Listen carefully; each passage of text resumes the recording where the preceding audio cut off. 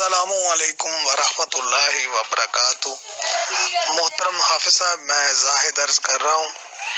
حافظ صاحب، واقعہ معراج پر تو بخاری مسلم میں بہت سی احادیث موجود ہیں، کتب ستہ میں موجود ہے، صحیح الاسناد، تو اس کو لوک داستان کہنا، اس کا انکار کرنا کیسے درست ہے؟ اور ویسے بھی قرآن پاک کی آیات کی روشنی میں بھی مفسرین کا اس پر اتفاق بلکہ اجماع آپ کہہ سکتے ہیں کہ سب کے نزدیک سبحان الذی اسری بعبدہ لیلا من المسجد الحرام، یہ آیات واقع معراج کو بیان کرتی ہیں۔ تو معجزہ ہوتا ہی عقل کے اگینسٹ ہے، عقل کے خلاف ہوتا ہے، آپ اس کا انکار یا اس کو لوک داستان کیسے کہتے ہیں میرے پیارے بھائی؟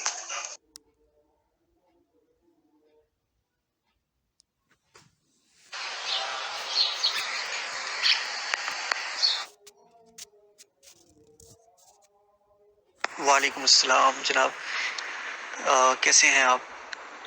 سر ایسا ہے کہ میں نے آپ کو کچھ ویڈیوز بھیجی ہیں، اس آپ کی جتنی بھی آرگیومنٹس ہیں، مجھے پتہ ہے وہ سارے آپ کے جو آپ نے اپنے علماء سے سنے ہیں وہی آرگیومنٹس ہوں گے آپ کے، ان سب آرگیومنٹس کا اس ویڈیوز میں نے آپ کو جواب بھیجا ہے۔ آپ ایک دفعہ ویڈیوز دیکھ لیں ساری کی ساری، دین مجھے آرگیو کریں، آئی ول آنسر یو ان دا قرآن۔ السلام علیکم ورحمۃ اللہ وبرکاتہ۔ حافظ صاحب، یہ جس شخص کی ویڈیو آپ نے بھیجی ہے اس کا نام ہے غلام احمد پرویز، مشہور منکرین حدیث تھا۔ اگر آپ اس کے نظریات کو درست سمجھتے ہیں تو کیا آپ اس پر خود بات کر سکتے ہیں؟ ظاہر ہے کہ اس کو آپ اپنا ہادی مرشد یا جو بھی سمجھتے ہیں، تو ویڈیوز کا جواب میں بھی آپ کو ویڈیوز لگاتا رہوں علماء کی، اس سے کوئی فائدہ نہیں۔ وہ میں دے سکتا ہوں، میں بھی آپ کو 2-3 گھنٹوں کی ویڈیو پکڑا کے سائڈ پہ ہو جاؤں، تو یہ حل نہیں ہوگا۔ میں یہ چاہتا ہوں، میں آپ کی عزت کرتا ہوں، آپ کو ایک نیک انسان سمجھتا ہوں، میرے علم کی حد تک آپ علمی شخصیت ہے اور اچھے بندے ہیں، تو میں یہ چاہتا ہوں ہم آپس میں بات کر لیں۔ یہ کوئی نہیں ضروری کہ ابھی ساری بات ہو جائے، چاہے روزانہ ایک وائس نوٹ کا تبادلہ ہو جایا کرے، 1-8 منٹ میں آپ کا لے لیا کروں، 1-8 منٹ آپ، اس طرح میرا خیال ہے زیادہ صحیح رہے گا۔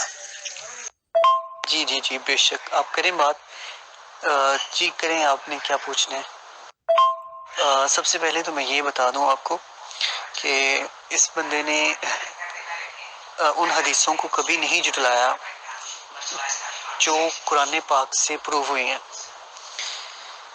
ٹھیک ہے؟ اور یہ بندہ منکرین حدیث نہیں تھا۔ اس کی بہت ساری کتابیں ہیں، ٹھیک ہے سر، آپ کتابیں پڑھیں، ان میں اس نے بہت ساری حدیثوں کو کوڈ کیا ہوا ہے۔ جی میں نے عرض کیا تھا کہ صحیح الاسناد حدیث موجود ہے، اس مسئلہ پر آپ کیا فرماتے ہیں؟ اور یہ بندہ حدیث کو کیسے مانتا تھا کیسے نہیں مانتا تھا، یہ ہمارا موضوع نہیں، یہ بندہ یہ شخصی بحث ہم نے کرنی ہی نہیں، ٹھیک ہے نا؟ گزر گیا، رب کے حضور پہنچ گیا۔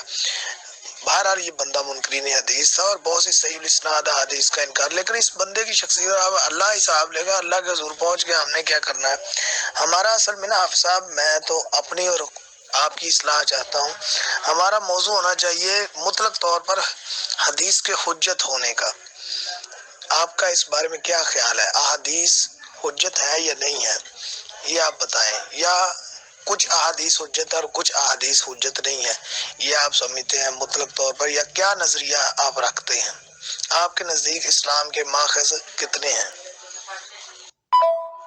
جی حافظ صاحب، وائس میں بات کریں گے تو بہتر رہے گا۔ احادیث کے لکھنے کے حوالے سے آپ نے سوال اٹھایا، اس کا جواب بھی عرض کیا جائے گا۔ احادیث کا لکھنا، محفوظ رہنا وغیرہ، ان کا تعلق دلائل سے ہے جو وقت پر آئیں گے۔ پہلے گفتگو کا موضوع طے ہو اور قواعد و ضوابط طے ہوں، اور کوئی جلدی نہیں ہے اس میں۔ بے شک 2 وائس نوٹ کا تبادلہ روزانہ ہو، کوئی بات نہیں، ہم نے کیا جنگ لڑنی ہے یا جیتنا ہے یا ہارنا ہے؟ میں نے گروپس میں سوالوں کے جواب بھی دینے ہوتے ہیں اور بھی بہت سے کام ہوتے ہیں، اور آپ کا بھی میں زیادہ وقت نہیں لینا چاہتا، مجھے بھی بہت سے کام ہیں، کچھ اور بھی ہے کام ہمیں، اے غم جانا کوئی کب تک تیری الجھی ہوئی زلفوں کو سنوارے. تو یہ جس موضوع کو ہم نے چھیڑ دیا نا، یہ کوئی نہیں کہ اسی نشست میں بیٹھے بیٹھے نپٹ جائے گا. یہ کام بڑا لمبا ہے. اس کے لیے ہم اصول، قواعد و ضوابط، موضوع طے کر لیتے ہیں. تو حجیت حدیث ہمارا موضوع ہوگا. اور میں نے جو آپ سے پوچھا ہے وہ آپ بتائیں، یعنی آپ احادیث کے حوالے سے کیا سمجھتے ہیں، اور اسلام کے ماخذ یہاں سے، اسلام جہاں سے اخذ کیا جاتا ہے وہ کیا ہے؟ قرآن ہے، احادیث ہے. اسلام کے ادلہ ایک ہیں، دو ہیں، قرآن حدیث ہے، اجماع ہے، قیاس ہے، اجتہاد ہے، کیا ہے؟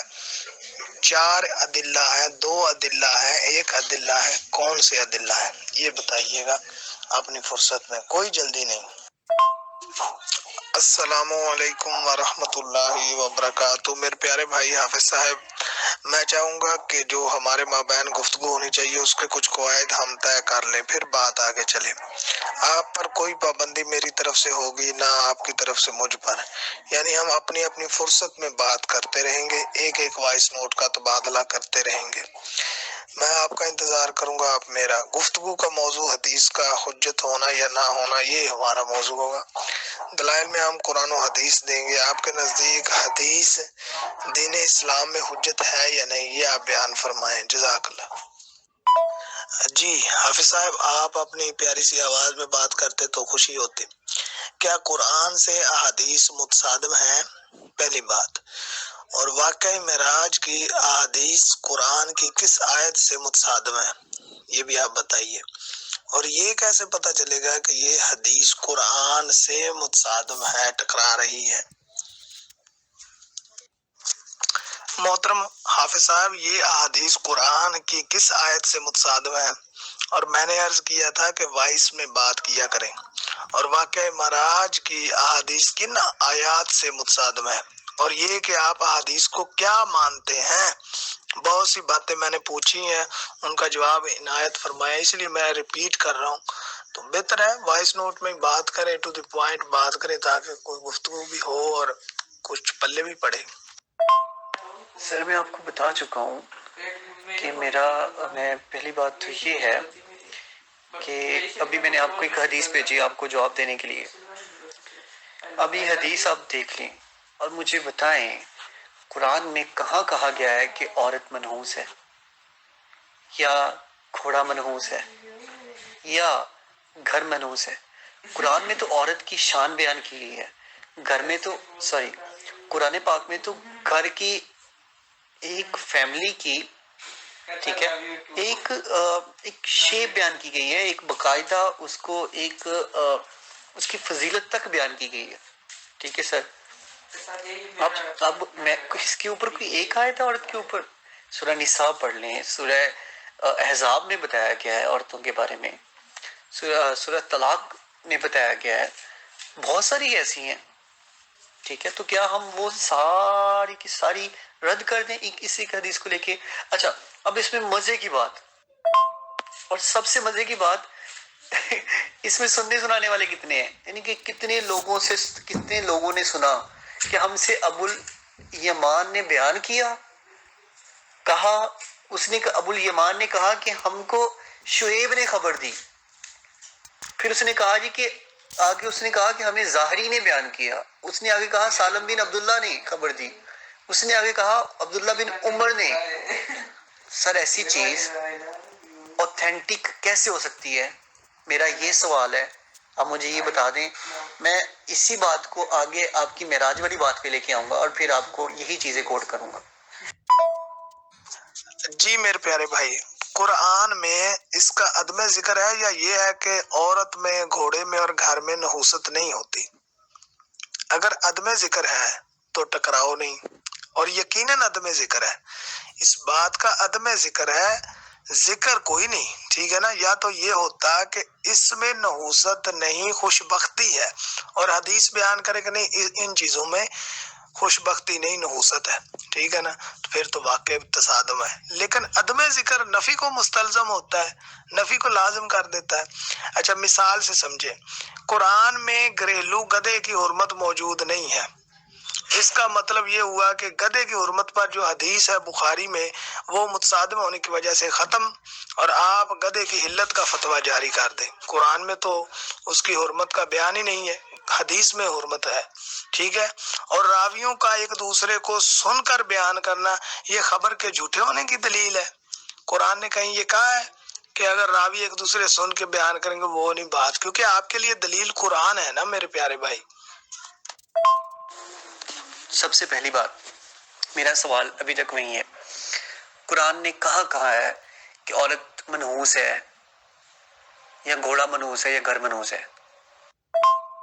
دوسری بات، قرآن پاک میں ہی کہا گیا ہے کہ تمہیں عقل دی گئی ہے، تمہیں کان، ناک یہ سب دیا گیا ہے، ٹھیک ہے؟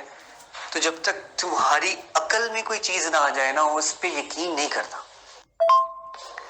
آگے میں چلتا ہوں اسی بات کو لے کے۔ قرآن پاک میں ہی کہا گیا ہے کہ اپنے باپ دادوں کے دین کو یا ان کے جو مذہب تھا اس کو فالو نہیں کرنا آپ نے، ٹھیک ہے؟ آپ نے اپنی عقل سے، اپنی سوچ و بچار سے خود تدبر کر کے، ٹھیک ہے، راہ حق کو تلاش کرنا ہے۔ تو یہاں پر آپ کی سننے سنانے والی باتیں تو ساری غلط ہوگی سر۔ کہ مجھے ایک بات بتائیں، میں نے ایک دنیاوی مثال لے لیں تو آپ کسی بھی طرح سے اس بات کو ڈیفینڈ نہیں کر پائیں گے کہ ایسی چیز کو اوتھینٹک کہتے ہیں۔ ایسی چیز کبھی بھی اوتھینٹک نہیں ہوتی۔ اب مجھے بتائیں، قرآن میں کہا گیا کہ عورت کے ساتھ گھر پھنسانا ہے نا، کہا گیا، عورت کے رائٹس بیان کیے گئے۔ اگر عورت منحوس ہوتی یا نحوست کی علامت ہوتی تو کیا وہ ذات جس نے قرآن اپنے بندے کے اوپر اتارا وہ ہمیں قرآن میں نہ بتاتا کہ جناب یہ اس نے عورت کی رائٹس کو ایکسپلین کر دیا، اس نے عورت کی شان کو ایکسپلین کر دیا، ٹھیک ہے؟ تو اگر عورت منحوس ہوتی تو وہ یہ سب چیزیں کیوں ایکسپلین کرتا؟ آپ ایک نحوست کا ورڈ لے کے آپ اس گھٹیا سی بات کو ڈیفینڈ کرنے کے لیے اس پوری کی پوری قرآن کی بیسس کو رد کر رہے ہو۔ آپ کہہ رہے ہو کہ اچھا جی اس کا قرآن پاک میں ذکر نہیں ہے، اور یار ایک علم والا بندہ وہ آپ سے اسی کو لے کے، میں نے جس طرح ابھی میں نے بات کی کہ وہ اگر عورت منحوس تھی تو سمپل آ جاتا کہ یار یہ تو ہے ہی منحوس، آپ نے اس کے ساتھ گھر بھی نہیں بسانا، ٹھیک ہے؟ نہ کہ اس کی شان میں قصیدے پڑھے جاتے قرآن پاک میں، نہ کہ اس کے رائٹس کو ایکسپلین کیا جاتا۔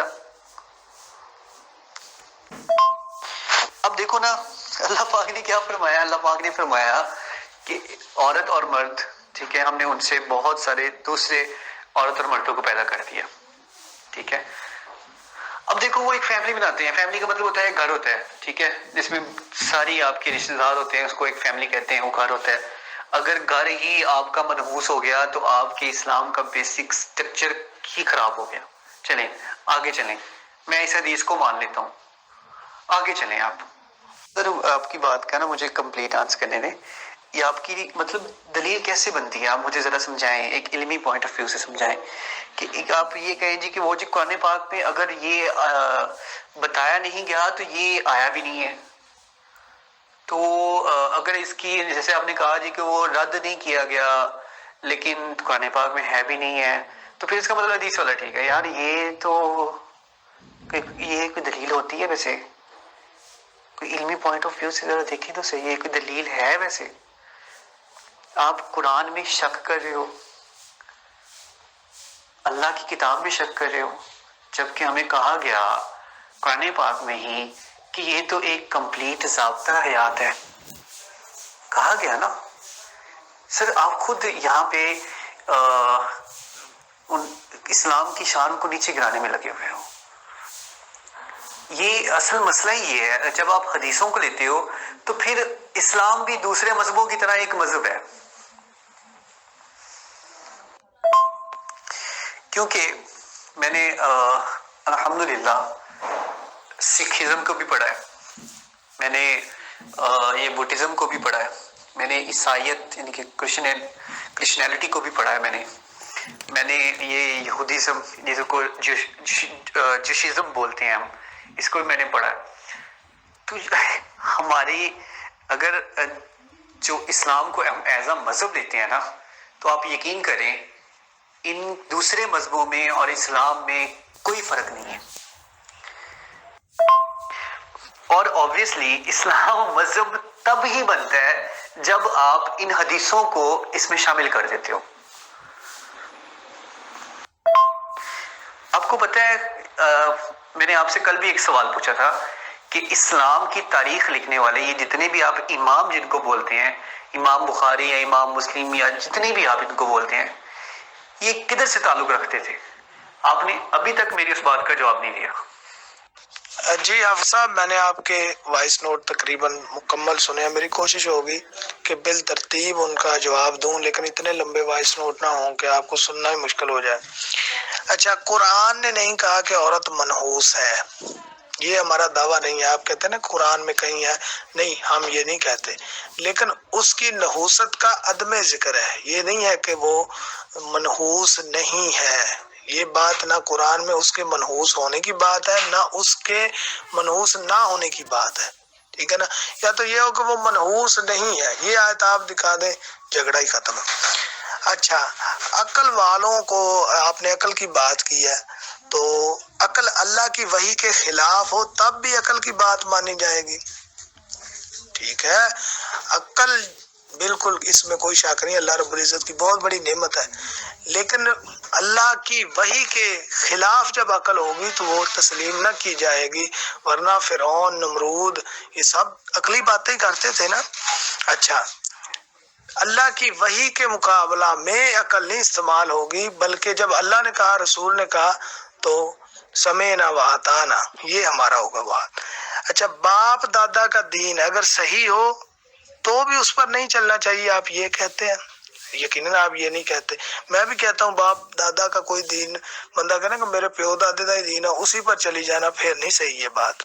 سورہ یوسف میں سیدنا یوسف علیہ السلام کہتے ہیں کہ میں نے اپنے باپ دادا کے دین کو اپنا لیا ہے، اگر آپ حکم کریں گے میں وہ آیت بھی نکال کے آپ کو دے دوں گا۔ نبی پاک صلی اللہ علیہ وسلم کی بات کو آپ گھٹیا نہ کہیں، آپ نے کہا یہ گھٹیا بات ہے، الفاظ کا چناؤ ذرا بہتر کریں۔ جب یہ رسول اللہ صلی اللہ علیہ وسلم کی حدیث ہے تو پھر آپ کو یہ حق نہیں کہ آپ یہ کہیں کہ گھٹیا ہے۔ آپ اس پر بحث کر سکتے ہیں کہ یہ حدیث ہے یا نہیں ہے، لیکن اس وقت تک کچھ خیال کیجئے۔ اچھا، عورتیں اچھی بھی ہوتی ہیں اور بری بھی ہوتی ہیں، اس کی مثال بھی قرآن میں موجود ہے۔ اب یہ تو نہیں نہ ہو سکتا کہ آپ یکسر یہ لے کے آئیں کہ عورت بڑی اچھی ہے تو اس کا مطلب وہ منحوس نہیں ہوتی، عورتیں بری بھی ہیں، گھٹیا بھی ہیں، اس کی مثالیں موجود ہیں۔ اچھا، عدم ذکر میرے بھائی نفی کو مستلزم نہیں ہوتا، لازم نہیں کر دیتا کہ کسی جگہ پر عدم ذکر ہے تو اب جی نفی آ گئی، اس کا مطلب۔ الحمدللہ قرآن میں ہمیں کوئی شک نہیں ہے، آپ ہم پر یہ الزام نہ لگائیں، اور آپ نے بہت کچھ پڑھا ہوگا، مجھے اس کا کوئی انکار نہیں ہے، کوئی بات نہیں ہے، آپ ہمارے محترم ہیں، بالکل ہم آپ کی بات کو مانتے ہیں، اور اگر آپ کو اسلام سے کوئی گلہ ہے تو ہم اس پر بھی بات کر لیں گے، کوئی بات نہیں، اطمینان آپ کو دلا دیں گے، لیکن فی الحال تو ہم اسی پر بات کر رہے ہیں۔ تو میں نے جو سوال اٹھایا، اور آپ کہتے ہیں کل سے میں نے کوئی سوال پوچھا ہے کہ امام بخاری مسلم کہاں سے ہے، آپ اپنا وہ وائس نوٹ ٹیگ کر دیں، مجھے تو وہ پہلے کوئی نہیں ملا، اب آپ لے کے آئے ہیں، تو یہ کوئی قرآن کی آیت ہے کہ فلاں مخصوص علاقے کا کوئی بندہ ہو، عربی ہو یا اجمی ہو، اگر وہ رسول اللہ کی حدیث بیان کرے تو اس کو نہیں لینا؟ اگر یہ ہے آپ کا دعویٰ تو آپ وہ آیت سامنے لے کے آئیں، ورنہ قرآن تو کہتا ہے ان جاءکم فاسق بنبأ فتبینوا، کہ جب فاسق تمہارے پاس خبر لائے تو اس کی اچھی طرح تحقیق، جب ایک فاسق شخص کی بات تحقیق کے بعد قبول کی جا سکتی ہے تو الحمدللہ 1400 سال میں سارے اب صاحب کیا سارے کافر ہی مرے ہیں؟ ٹھیک ہے نا. امت مسلمہ میں آپ کتنے ہیں جو یہ کہتے ہیں کہ نہیں جی حدیث دین میں حجت نہیں ہے, اور آپ مطلق طور پر اس کا انکار بھی نہیں کریں گے. اگر آپ کہتے ہیں نہیں مطلقاً, اگر آپ اس کو مشکوک سمجھتے ہیں, صاف کہیں بھائی مشکوک ہے یہ میرے لیے, پھر ہم اس پہ مطلقاً آپ اس کے انکاری بھی نہیں ہے. آپ تو کہہ رہے تھے کہ غلام احمد پرویز بھی حدیثوں کو مانتا تھا, وہ منکرین حدیث نہیں تھا, تو آپ کے تو وہ آپ اس کو اچھا سمجھتے ہیں. ظاہر ہے آپ کا بھی یہی ذہن ہوگا کہ نہیں کچھ حدیثیں تو ہے, جو کچھ حدیثیں ہیں صحیح, تو وہ بھی تو وہی محدثین لے کے آئے ہیں, یا وہ الگ سے کوئی آ گئی تھی. نبی کا بیٹا اور وہ بھی نبی, وہ یہ بات کر رہے ہیں, آپ اس کو ایک عام بندے پہ کیسے امپلیمنٹ کر سکتے ہو یار؟ یہ تو آپ کی دلیل ہی مطلب صحیح نہیں ہے یار. آپ کیسے اس کو ایک عام بندے پہ, ایک میرے جیسے ایک عام بندے پہ کیسے امپلیمنٹ کرو گے؟ تو جو میں آپ کو ابھی اس آیت کا ترجمہ بھیجتا ہوں, میں نے آپ سے کہا ہے کہ اپنی باپ داداؤں کی, تو وہ عام بندوں کے لیے کہا گیا ہے. یہ تو ایک خود نبی تھے جو وہ یہ بات کر رہے ہیں. جی حفظ صاحب, باقی باتوں کا بھی جواب دیں سر, کوئی بات نہیں, ٹائم آپ لے رہے ہیں. اگر باپ دادا صحیح دین پر ہو تو پھر کیا کہیں گے بھائی؟ مثال تو انبیاء سے ہی لی جائے گی نا, دین تو سارا انبیاء سے لی. ایک طرف آپ کہتے ہیں لقد کان لکم فی رسول اللہ اسوۃ حسنہ, تو اب آپ کہنا یہ نبی کی تو بھائی الگ بات ہے, اور عام آدمی کے بل وجدنا آبانا اگر آپ لے کے آئیں گے تو وہ کفار کی بات ہے. تو وہاں پر مراد یہ نہیں, اب باپ دادا صحیح دین پر ہے تو اس کا مطلب یہ کہ نہیں باپ دادے والا دین ریٹائرڈ کرو, اب کوئی نیا دین لے کے آؤ. اب جی اس طرح نہیں کرتے, پورا ٹائم لے, سارے وائس نوٹ کا جواب دیں. جزاک اللہ. یہ لے لیں جناب, آپ کی یہ والی دلیل نا, یہ جو آپ نے مجھے بھیجی تھی, یہاں پر آپ کی یہ دلیل ورتھ لیس ہوگی. جی میرے پیارے بھائی, میں نے بہت سی باتیں آپ سے پوچھی تھی, کسی ایک کا بھی جواب آپ نے نہیں دیا, اور جو بھی آپ پوچھ رہے ہیں میں آپ کو جواب دے رہا ہوں. اب آپ یہ آیت لائے ہیں, تو میں نے کب کہا ہے کہ اللہ کی اتاری ہوئی بات کے مقابلہ میں, کتاب کے مقابلہ میں, اللہ کی وحی کے مقابلہ میں باپ دادا کی پیروی؟ اگر تو یہ میں نے کہا ہے تو مجھے میرا وائس نوٹ دے دیں, میں بالکل رجوع کر لوں گا. دوسری بات میں نے کہا تھا یہ حدیث جس پر آپ اعتراض کر رہے ہیں اس میں عدم ذکر ہے, ٹھیک ہے, عدم ذکر نفی کو مستلزم نہیں. عدم ذکر تو گدھے کی حرمت کا بھی ہے قرآن میں, گدھے کی حرمت کہاں بیان ہوئی ہے قرآن میں؟ تو میری باتوں کا بھی جواب دینے کی کوشش کریں, ٹھیک ہے نا. میری پیش کردہ دلیل کو آپ قرآن کے خلاف پہ ثابت کر کے دکھائیں کہ آپ نے یہ کہا تھا اور یہ بات قرآن کے خلاف ہے. حالانکہ میں آپ کو بتا رہا ہوں کہ آپ جو ایک تھیری بنا کے بیٹھے ہو اس کا تو دم نکل گیا اسی بات سے کہ گدھے کی حرمت قرآن میں نہیں ہے, گدھے کی حرمت قرآن میں نہیں. اگر آپ یہ اسی طرح نفی, عدم ذکر سے نفی کی دلیل پکڑ لیتے ہیں کہ عورت کے منحوس ہونے کا قرآن میں ذکر نہیں جی, حدیث نے کہہ دیا منحوس لہذا حدیث ختم. تو بھائی قرآن میں گدھے کی حرمت نہیں ہے, اس کا حرام ہونا نہیں گھریلو گدھے کا, حدیث میں ہے, تو لہٰذا اس تھیری کے آپ کے بنائے ہوئے اصول کے مطابق تو پھر یہ حدیث بھی ختم. لہٰذا آپ آج سے اپنا فتویٰ جاری کریں نا, سگنیچر کر کے دیں حافظ حیدر صاحب کے بقول گدھا حرام نہیں ہے, کیونکہ اس کی حرمت قرآن میں بیان نہیں ہوئی, حدیث نے بیان کی, حدیث ویسے دلیل نہیں ہے آپ کے نزدیک, لہٰذا بات ختم. یہ ایسا ہے کہ میں نے وہ ابھی تک وائس نوٹ سنا نہیں ہے جو آپ, جہاں پہ آپ نے بہت ساری چیزیں پوچھی ہیں. یہ جو چونکہ آپ نے لکھ کے بھیج دیا تھا تو یہ سامنے آ گئی تھی, اور آپ نے وہ والی ساتھ بھیجی تھی, تو وہ اس لیے میں نے آپ کو پہلے اس کا آنسر کر دیا. سیکنڈ تھنگ بات یہ ہے کہ اب میری والی بات ٹھیک ثابت ہو رہی ہے نا, جو میں نے کہی تھی کہ وہ بات ایک نبی کا بیٹا, ٹھیک ہے, جو خود نبی ہے وہ کر رہا ہے وہ بات, اور یہاں پہ عام لوگوں کے لیے کہا گیا ہے. حافظ صاحب کوئی مسئلہ نہیں ہے, یہ ضروری نہیں ہے, کوئی فرض واجب نہیں ہے کہ آپ ابھی جواب دیں, یہ تو میں نے پہلے ہی آپ کو کہہ دیا تھا جب آپ فری ہوں, کوئی مسئلہ نہیں ہے میرے پیارے بھائی. تو ٹھیک ہے حافظ صاحب کوئی مسئلہ نہیں, اوپر آپ میرا وائس نوٹ موجود ہے, اس کا جواب دیں گے, پھر مکمل جب ہو جائے نا بات پھر آپ بیان فرما دیجئے گا. آپ کے 2 وائس نوٹ ہو, 4 وائس نوٹ ہو, میں سننے کے بعد عرض کر دوں گا. کوئی ضروری نہیں آج ہو ہفتے بعد ہو, آپ کو جب ٹائم ملے آپ جواب دیں, ٹھیک ہے نا. اس کو سن کے پھر میں اس پہ بات کروں. ہم نے کون سا جنگ لڑنی ہے, مقصد تو ایک دوسرے کی اصلاح ہے نا, ایک دوسرے کی خیر خواہی ہے. السلام علیکم ورحمۃ اللہ وبرکاتہ. محترم حافظ حیدر بھائی، آپ ایک سمجھدار پڑھے لکھے انسان ہیں، میرے ساتھ آپ کا تعلق اسلام کی بنیاد پر ہے، آپ ہمارے بھائی ہیں، انما المؤمنون اخوہ، اور مومن بھائی آپس میں بھائی بھائی ہیں، قرآن کا فیصلہ ہے، کوئی بھائی اپنے دوسرے بھائی کی خیر خواہی چاہے گا، بد خواہی نہیں چاہے گا، مسلم آپس میں بھائی بھائی ہیں۔ ہمارے اختلاف کا آغاز آپ کی اس پوسٹ سے ہوا تھا کہ واقعہ معراج لوک داستان ہے، آپ نے یہ پوسٹ کیا تھا۔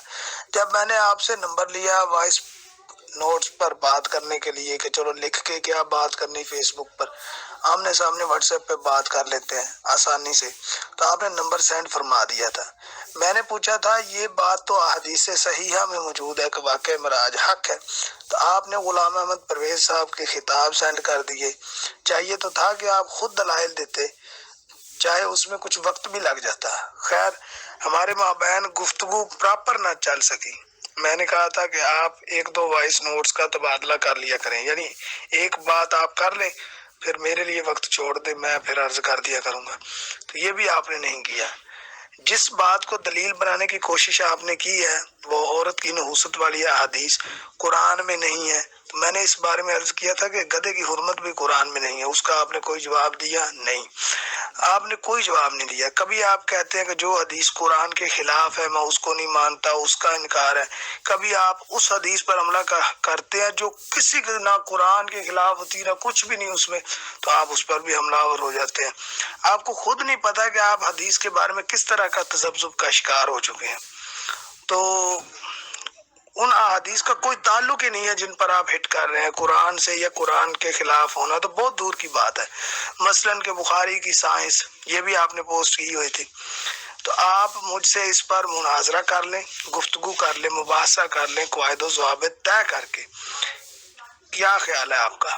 اور میں تو صرف یہ آپ کی خیر خواہی کے لیے کہہ رہا ہوں، ورنہ میں بھی بہت بزی ہوں، میرے پاس بھی کوئی اتنا وقت نہیں ہوتا، لیکن یہ ہے کہ جواب آپ مختصر ارشاد فرمائیں، یس اور نو میں آپ کہیں کہ ہاں میں کروں گا، پھر ہم کچھ قواعد طے کرتے ہیں، یہ کہ ایک منٹ کا وائس نوٹ کا تبادلہ ہوگا، یہ کہ ہمارے پاس کھلا ٹائم ہوگا، جب آپ فری ہوں گے آپ وائس نوٹ کر دیں گے، جب میں فری ہوں گا میں وائس نوٹ، لیکن ایک وائس نوٹ کا تبادلہ ہوگا۔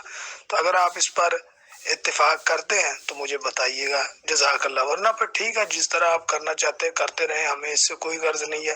ہم اعلانیہ کہتے ہیں غلام احمد پرویز گمراہ تھا، اور جو شخص منکرین حدیث ہے وہ اصل میں قرآن کا بھی منکر ہے، لہذا یہ بہت بڑا جرم ہے، اس سے آپ بچیں، اللہ تعالیٰ آپ کو توبہ کی توفیق دے۔ حضور نے اپنی وفات سے پہلے جو آخری خطبہ وہاں آ کے دیا تھا واپسی پر، اس میں بھی یہ الفاظ اب تک منتقل ہوتے چلے آ رہے ہیں کہ آپ نے فرمایا تھا، اے میری بیٹی فاطمہ، اے میری پھوپھی صفیہ، یہ مان نہ رکھنا کہ تم محمد کی عزیزہ ہو اس لیے خدا کے ہاں بخشی جاؤ۔ بیٹی سے کہہ رہے ہیں، پھوپھی سے اس بیٹی سے جس کی اولاد کے متعلق اب یہ چیز ہے کہ وہ آل محمد میں داخل ہے، ان کے ساتھ محبت کی جائے گی، وہ تو اس بیٹی سے کہا۔ حضور خود اپنے متعلق یہ فرما رہے ہیں، قرآن کریم میں ہے کہ میں بھی اگر خدا کے احکام کی نافرمانی کروں تو اس کے عذاب سے میں بھی نہیں بچ سکتا۔ 6/15 ایک ریفرنس لکھیے، کئی جگہ آیا ہے یہ۔ السلام علیکم ورحمۃ اللہ وبرکاتہ۔ محترم حافظ صاحب، میں نے عرض کیا تھا کہ اس موضوع پر ہماری مکمل بحث ہونی چاہیے تاکہ آپ کے سامنے میں چند باتیں رکھ سکوں اور آپ میرے سامنے کھل کر اپنا مدعا رکھ سکیں، لیکن آپ نے یہ بات منظور نہ کی۔ اچھا، اب آپ نے یہ غلام احمد پرویز صاحب کا کلپ سینڈ کیا ہے، تو عرض ہے کہ ان کے نزدیک تو حدیث دین میں حجت ہے ہی نہیں، دلیل ہے ہی نہیں، اور آپ کے نزدیک بھی نہیں ہے، اسی لیے تو آپ سارا دن لگے رہتے ہیں کہ یہ بخاری نے یہ لکھا، فلانے نے یہ لکھا، تو پھر یہ کیسے استدلال کر رہے ہیں احادیث سے؟ دوسری بات کہ یہ حدیث بھی محدثین نے ہی نقل کی ہے، یہ نہیں کہ کوئی یہ الگ سے آئی ہیں۔ نبی پاک صلی اللہ علیہ وسلم نے اپنی بیٹی فاطمہ اور پھوپھو کو واعظ نصیحت کی ہے، تو پھر جب اس کو بطور استدلال پیش کرنا درست ہے تو حدیث اور محدثین پر اور کتب حدیث پر جو آپ لوگ اعتراضات کرتے ہو تو ختم۔ کہ یہ تو محفوظ پہنچ گئی، ٹھیک ہے۔ اور یہود کی طرح کتاب کے بعض حصے کو ماننا اور بعض کا انکار کرنا یہ کیسے صحیح ہے؟ ایک بندہ کہتا ہے کہ یہ کتاب ہی محفوظ نہیں ہے، یہ بعد میں شامل کی گئی، فلانا فلانا ہوا، تو پھر اس کے بعد حصے کو ماننا کیسا؟ اور اگر مانتے ہیں تو پھر اس کا انکار کیسا؟ یہ یہود والا کام ہے، افتؤمنون ببعض الکتاب وتکفرون ببعض، کہ یہود کتاب کے بعض حصے کو مانتے اور بعض کا انکار کرتے۔ اللہ رب العزت نے واضح فرمایا۔ باقی آیات جو بیان کی جا رہی ہیں ان کا مطلب یہی ہے کہ حضور صلی اللہ علیہ وسلم کے جو کفار تھے نا، انہوں نے حضور سے مطالبہ کیا حصی معجزہ، تو اس پر فرمایا کہ ان کو یہ بات کہہ دیجئے کہ قل لا املک لکم ضرا ولا رشدا، اور اسی طرح قل لا اقول لکم عندی خزائن اللہ ولا اعلم الغیب، یعنی میں رب ہونے کا دعویٰ نہیں کرتا، حضور نے فرمایا۔ یہ ہے اس کا اصل مفہوم کہ بھائی تم جو ڈیمانڈ کر رہے ہو نا کہ یہ دکھائیں یہ دکھائیں، یہ تو میرے رب کا کام ہے، لہذا رب ہونے کا دعویٰ کوئی نہیں، نبی ہونے کا دعویٰ ہے۔ یہ بات تھی، اس میں غلام احمد پرویز صاحب کے مطلب کی کوئی بات نہیں، کیونکہ حقیقت یہ ہے جو شخص منکرین حدیث ہے وہ منکرین قرآن بھی ہے۔